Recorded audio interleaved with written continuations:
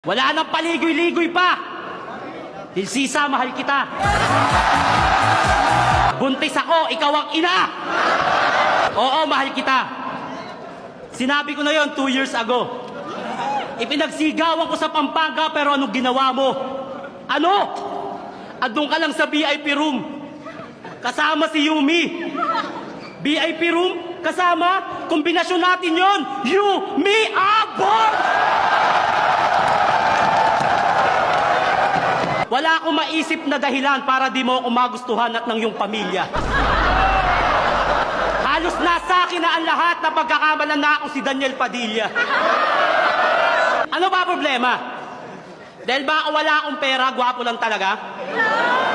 Kaya ba ang mahalin din ako, hindi mo magawa? At dahil ba merong ang rapido sa puso mo noon? Ano bang meron sa hayop na yon? Matangkad? Relihiyoso? Cute pag nakasombrelo? Eh kung usapang rap battle lang, dinuro ko na yung sa flip top at sa bolero. Tumingin ka nga sa akin.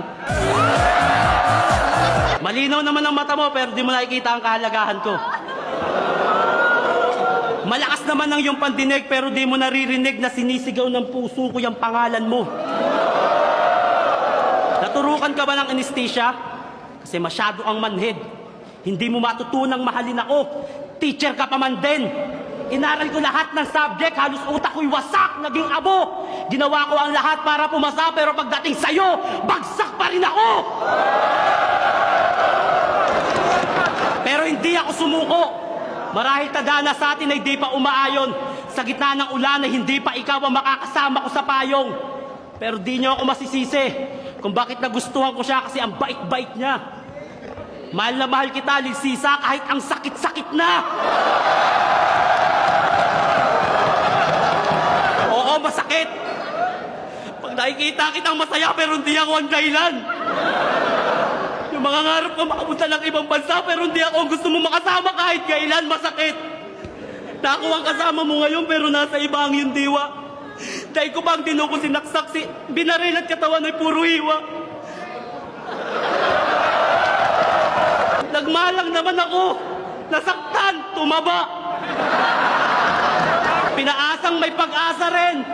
Nasa na? Nawala. Ano ba kailangan? Pera? Kotse? Kondo? Para matanggap ng iyong magulang? Malapit na akong yumaman, babe. Pera na lang ang kulang.